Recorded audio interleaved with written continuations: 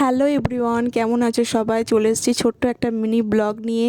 তো বিকালে ঘুম থেকে উঠেই মামামের পাপা বলছিল যে চলো পার্কে থেকে ঘুরে আসি। তো যেই বলা সেই কাজ, বেরিয়ে পড়লাম পার্কে যাওয়ার উদ্দেশ্যে।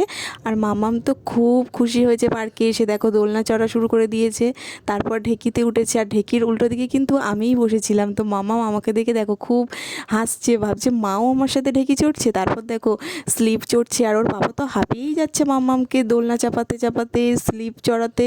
তো সব কিছু করতে করতে ওর বাবা হাঁপিয়েই গেছে নিজে।